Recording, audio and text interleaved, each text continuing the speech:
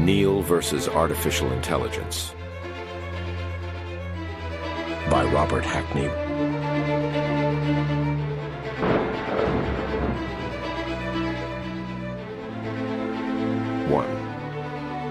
Neil's work week had felt longer than the usual 9-day grind, but it was finally winding down. After getting up at dawn, seeing only glimpses of sunlight through tinted windows, he was ready to put his feet up and enjoy the sound of no sound.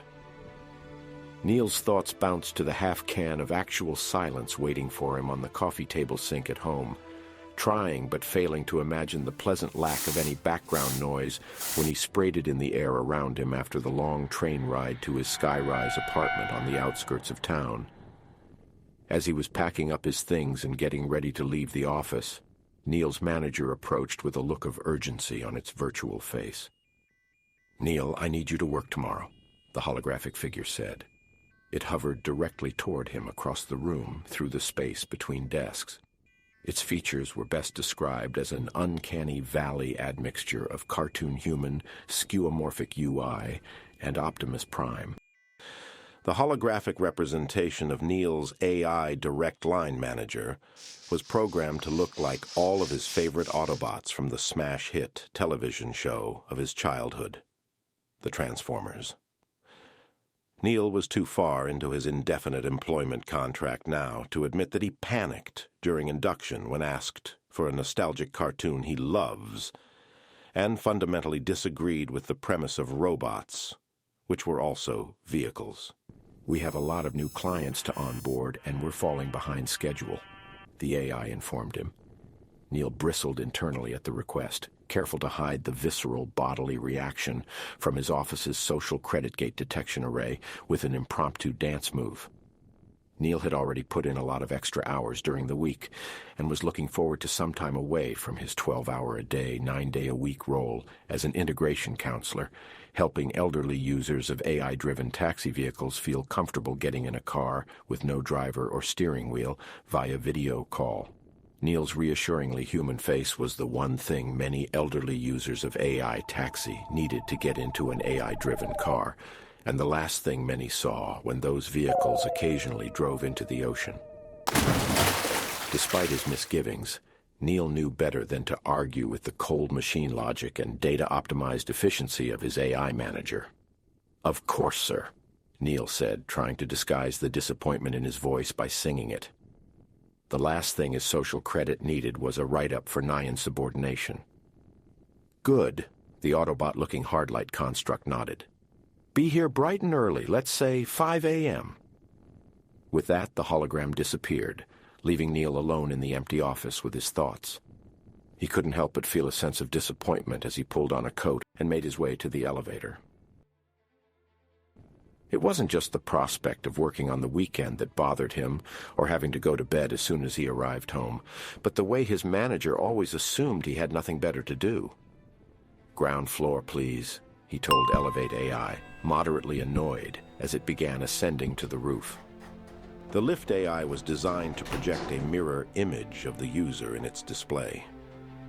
While the stated intent was to make the user more comfortable by reflecting a depiction of their ideal selves, a digital infusion of the pink, fleshy aesthetics of a human with all the intelligence of an AI. To Neil, the effect was more like looking into a mirror that also judges you. There was something cold and impersonal about the world now, as if no one really cared about Neil's well-being or empathized with his aspirations. He brushed the thoughts aside almost at once, keenly aware that AI and its machine appendages had been fine-tuned to create a world optimized for objective human happiness, even if it didn't always seem that way to individual subjective dominant humans like Neil.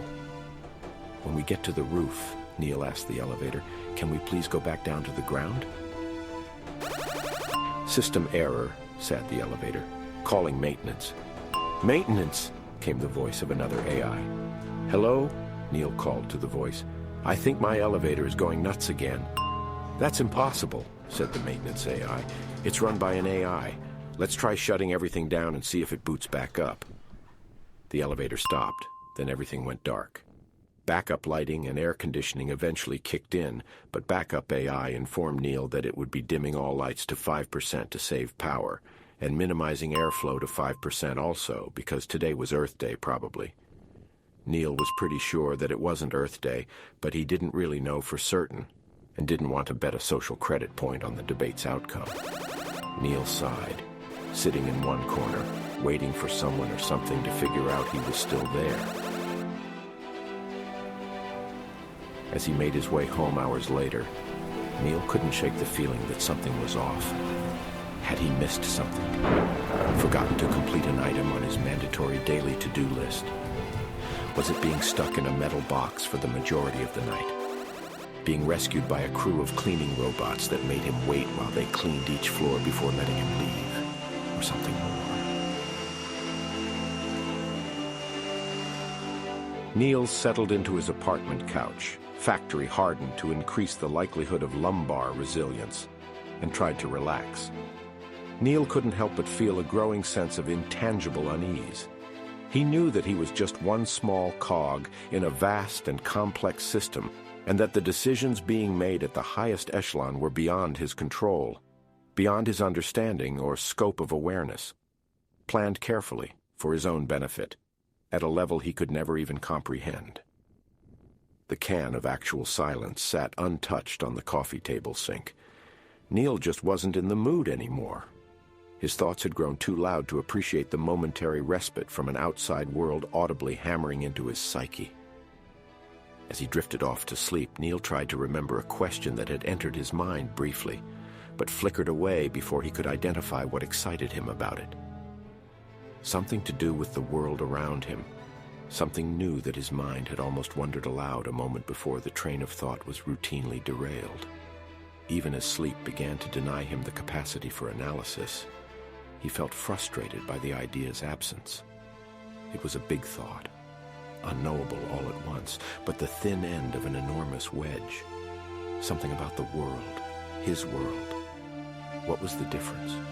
Was the world he experienced the same as everyone else? Was there something else, outside of his experience? On the verge of nodding off, simultaneously about to wrap his mind's eye around the first handhold of the concept he was mentally chasing, Neil was jolted awake by loud knocking at the front door.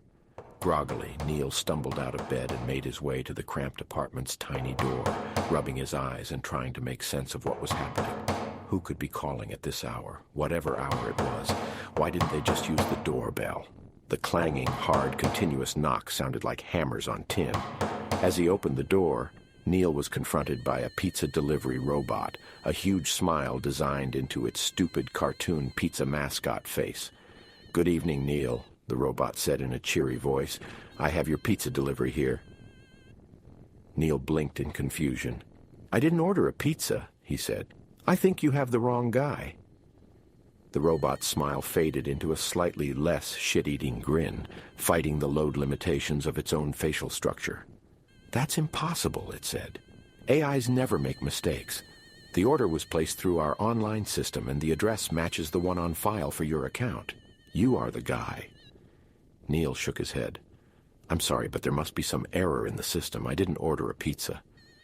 The robot hesitated for a moment, as if processing this information, beginning to reassess Neil's capacity to understand how pizzas work.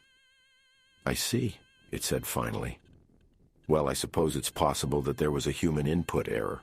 Perhaps you sleep ordered, or one of your neighbors became convinced they were you. I'll have to look into it. In the meantime, would you like to accept the pizza? It's a new flavor, and we're offering a free trial to select customers." Neil hesitated.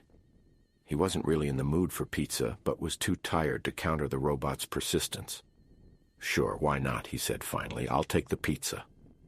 The robot's smile returned. "Excellent," it said. "I'll process the payment through your account, and you'll be all set. Enjoy your meal, Neil."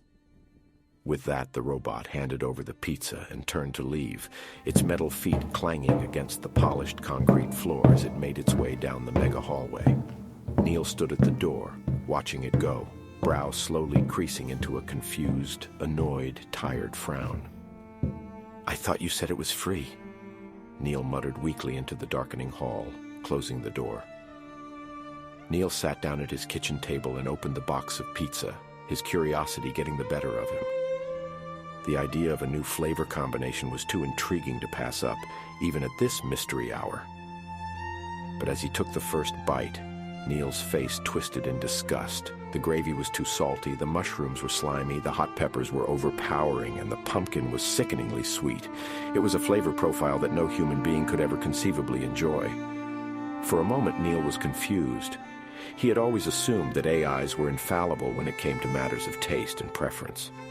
But now, as he struggled to wash the pizza down with bubble-only tea, he began to have his doubts. Maybe, he thought, there was something to be said for the messy, unpredictable nature of human existence. Maybe there was intrinsic value to the imperfections and idiosyncrasies that made us who we were. Human error could bring unexpected joys, but machine certainty left little room for anything but cold, impersonal, sometimes impractical logic. As he forced down the last of the pizza, more willing to eat the idea salad concoction than a demerit point for creating waste, Neil felt an increasing sense of disappointment. He had always been a bit of a skeptic when it came to the power of technology, but now he was beginning to wonder if he had somehow stumbled ass backwards into a legitimate opinion, validated by real-world experience. The sensation felt strange, unnerving. The world was changing. No, it was the same. And he could keep it that way if he just stopped here. He could correct his quality of thinking and realign with social norms. It could still be okay. Neil didn't feel like he could do it anymore, though. He was tired of pretending everything was okay.